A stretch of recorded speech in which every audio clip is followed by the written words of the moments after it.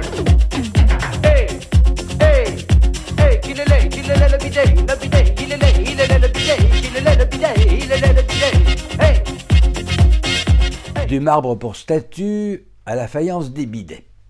Ce titre reprend les images utilisées par une femme politique contemporaine pour exprimer l'évolution de son jugement sur un de nos anciens présidents de la République.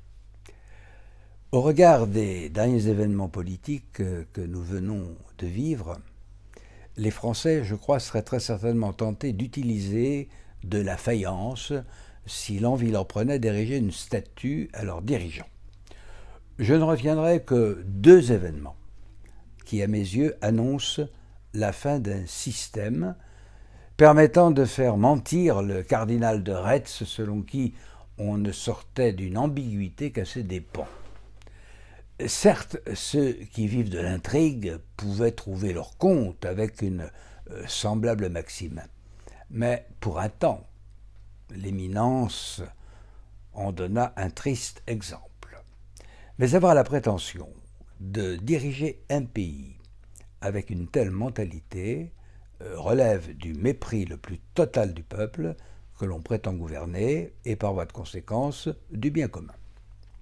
Première affaire, la loi de bioéthique que le Sénat avait à juste titre corrigée en maints endroits est revenue à l'Assemblée nationale.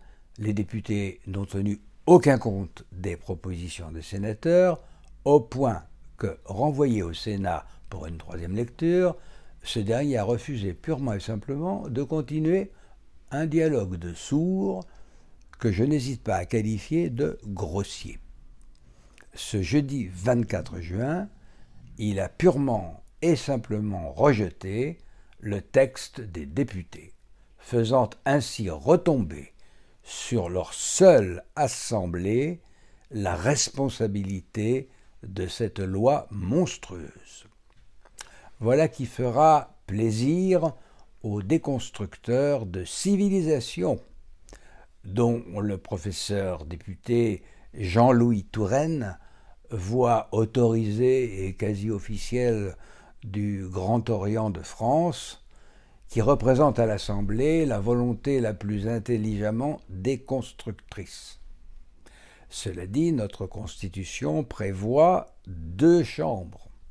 Les députés ont certes le dernier mot, mais l'esprit de la Constitution ne devrait-il pas moralement obliger à prendre en compte ce qu'exprime la Haute Assemblée, surtout quand cela rejoint bon nombre de préoccupations spiritualistes qui vont bien au-delà des frontières du seul catholicisme, comme l'attestent d'autres réactions religieuses, comme aussi d'ailleurs un certain nombre de philosophes, ne se réclamant pas forcément d'une religion.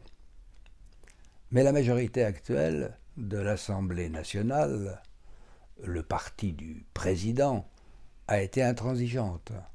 La loi est votée, telle que le pouvoir l'a désirée.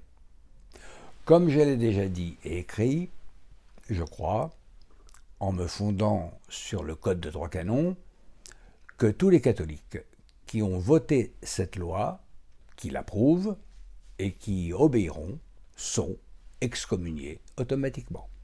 L'athée sentencié. Il devrait donc s'attendre à se voir refuser l'accès à tous les sacrements, sauf la pénitence, et bien évidemment aussi les honneurs des funérailles chrétiennes. Aucun catholique ne devrait leur apporter leur suffrage en cas d'élection, au risque de s'en faire complice. J'agirai personnellement dans ce sens, sauf avis contraire de mon évêque, à qui, comme tout prêtre, je dois obéissance. De même, tous ceux qui, dans ce pays, en dehors de l'Église catholique, croient aux valeurs religieuses et à la loi naturelle, vont obligatoirement se méfier de tels dirigeants et considérer que ceux-ci ont perdu une grande partie de leur légitimité. Désobéir à cette loi va devenir, dans beaucoup de cas, un devoir religieux et moral, et pas seulement pour les chrétiens. les lois des pouvoirs constitués. Et en ce moment, il s'agit de celles de la Ve République. Ont certes une primauté en matière pénale ou sur d'autres questions touchant la gestion du pays. Mais, alors que le préambule de sa Constitution dit que la République respecte toutes les croyances, sa loi dite hypocritement de bioéthique prouve le contraire, puisqu'elle va jusqu'à interdire l'objection de conscience pour les médecins et les soignants en matière d'avortement. Les catholiques ne seront pas les seuls tourmentés, en particulier quand arrivera la pratique effective de l'IMG, l'interruption médicale de grossesse, sur un enfant dont le seul défaut sera d'être refusé par sa mère. Et alors on le tuera à 9 mois dans son ventre par une injection de chlorure de potassium dans le cœur. J'ai le regret de dire que maintenant tout est fini sur le plan législatif français. Notre pays rejoint ainsi les autres pays décadents qui composent l'Europe et qui nous entraînent dans un bouleversement des valeurs qui ont construit notre civilisation. Les gesticulations de dernière minute ne serviront à rien. Je rappellerai simplement qu'un chef de guerre qui mène ses troupes à une bataille perdue d'avance n'est plus à sa place. Il nuit aux idées qu'il défend. Car il importe de se porter maintenant sur un autre champ de bataille, celui des institutions. L'attitude méprisante de l'Assemblée nationale à l'égard du Sénat montre bien la dérive autoritaire du pouvoir exécutif. Celle-ci avait pointé le bout de son nez en instituant le quinquennat, qui fait pratiquement coïncider l'élection des députés avec celle du président. Ceux-ci, qui ne représentent pas d'abord leur mandat, selon la définition que donna Sieyès dès septembre 1789, mais le peuple français, en fait, une entité, et c'est bien ce que dénonçaient les Gilets jaunes et qu'on a fait exprès de ne pas entendre. Eh bien, ils sont devenus, ces députés, avec l'instauration du quinquennat, les soutiens ou les adversaires du président élu. Et rien que cela. Leurs électeurs n'éveillent un souvenir dans leur conscience que tous les 5 ans. Ils comptent donc très peu, pas plus que les sénateurs. Et la seule préoccupation de la plupart de ces honorables parlementaires est de maintenir l'hôte de l'Élysée à sa place ou de savoir par qui le remplacer. J'ajoute pour mes frères catholiques que ni M. Hollande ni M. Macron, pendant leurs campagnes respectives, n'avaient fait mystère de leurs options éthiques. Cela n'a pas empêché beaucoup de voix catholiques de se porter sur eux. Ensuite, quand on est bien conscient des pouvoirs que donne la Constitution au président et qu'on réfléchit un peu sur les conditions d'élection des députés, il est évident que le chef de l'État va appliquer en priorité les parties de son programme qui médiatiquement vont le servir en contentant une minorité aussi riche que puissante, connaissant les ficelles de la propagande. Tout cela n'est pas un travail d'enfant de cœur. Beaucoup de Français, à l'heure où je vous parle, ignorent tout ce qu'implique la loi de bioéthique, et à leurs yeux, ses opposants ne sont que des catholiques intégristes, rebelles systématiques à la modernité et au progrès. C'est pourquoi l'urgence est d'en finir au plus vite avec le quinquennat, qui ne fait que masquer une monarchie élective, tempérée par aucune assemblée, l'une étant comptée pour rien, l'autre jouant le rôle de claque législative. J'entends par là des gens qui applaudissent ou hurlent au commandement et non des donneurs de gifles. Le retour au septennat devrait donner plus d'indépendance aux députés, surtout si des juristes constitutionnels, prenant en compte la grave question de la représentativité des élus, proposaient des règles qui les obligent à tenir compte de la volonté de leurs électeurs. Je serai plus bref sur le deuxième événement, parce qu'il concerne surtout l'avenir, et que je ne veux pas jouer au devin.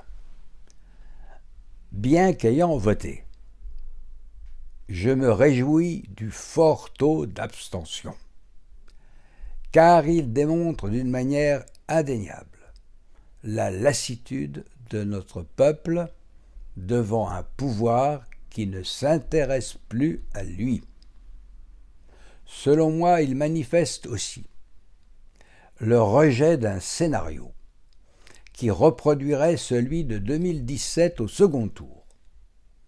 Ceux qui se sont dérangés pour aller voter l'ont bien fait comprendre. La non prise en compte du fait religieux, la volonté de détruire notre civilisation, comme le flou sur les questions migratoires et européennes, l'imprécision voulue sur la sécurité lors de la dernière présidentielle, en particulier dans le duel final, tout cela n'a pas échappé aux abstentionnistes comme aux votants.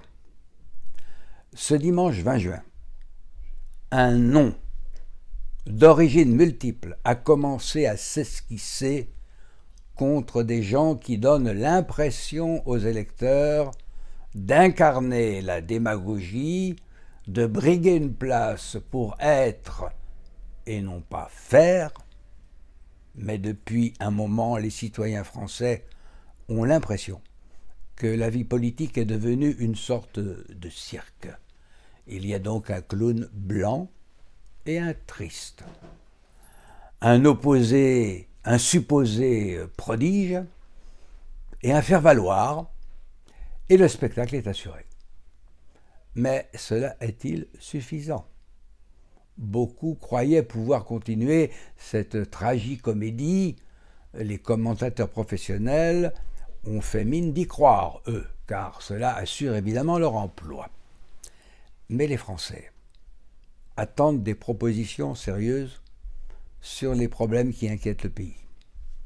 On ne veut plus de tours de prestidigitation du genre transformation de gilets jaunes en casseurs ou d'établissement de dictatures sanitaires à géométrie incompréhensible, sinon pour certains porteurs d'actions en bourse, et pour cela il est urgent de rendre vite aux médecins la liberté de prescrire pour soigner, et avoir ainsi plusieurs fronts pour combattre une maladie qui, à l'évidence, va revenir, mais qui ne saurait conduire qu'au seul goulot d'étranglement de la vaccination, source de bénéfices immenses pour certains.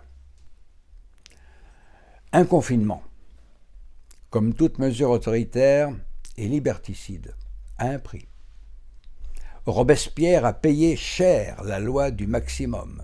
Ce fut Thermidor. Napoléon de même avec le blocus continental. Ce fut Waterloo. Monsieur le Président Macron a pris la suite dans une série d'actes autoritaires, comme le confinement et d'autres mesures qui n'ont en commun avec les précédentes que l'échec. S'il ne le comprenait pas, et qu'il se présente quand même en 2022, il serait peut-être élu, mais avec un tel taux record d'abstention qu'il perdrait complètement le peu de légitimité qui lui reste. Si les responsables politiques de ce pays ne tirent pas les leçons qui s'imposent de la situation actuelle et de ce qui s'est passé au premier tour des élections régionales, en plaçant les Français dans une situation qu'ils rejettent, une campagne pour l'abstention au second tour des présidentielles est possible. Et je pourrais même dire qu'elle pourrait devenir la seule attitude morale et civique pour ôter au vainqueur toute légitimité. Qui oserait en effet se proclamer président de tous les Français si quelque 80% d'entre eux, voire plus, s'abstenaient d'aller aux urnes? On pourrait alors sérieusement envisager un troisième tour social. Et à ces revendications se joindront des revendications religieuses, car tous ceux qui dans ce pays tiennent à une religion savent désormais que la plupart des politiques, en particulier ceux qui nous gouvernent, les considèrent comme des citoyens de seconde zone. Ceux-ci, ces citoyens-là, devraient s'unir, et je compte bien y travailler, avec d'autres croyants, chrétiens de toute confession, juifs, musulmans, qui pourraient ainsi présenter certaines revendications et dénoncer l'avilissement de l'humanité auquel travaille cyniquement, sous le masque de la laïcité, un pouvoir athée. La manière dont il a dupé le catholicisme depuis la tragicomédie des Bernardins en est la preuve. Hey, kilele, kilele, le bidet, kilele, ilele, le bidet, ilele, le bidet, kilele. Alors tu reviens un an plus tard, tu gardes la même purée, tu fais une compilation. Oh, qu'il est beau, kilele, le lavabo, qu'il est beau le bidet, qu'il est beau le lavabo, qu'il est le bidet. Oh,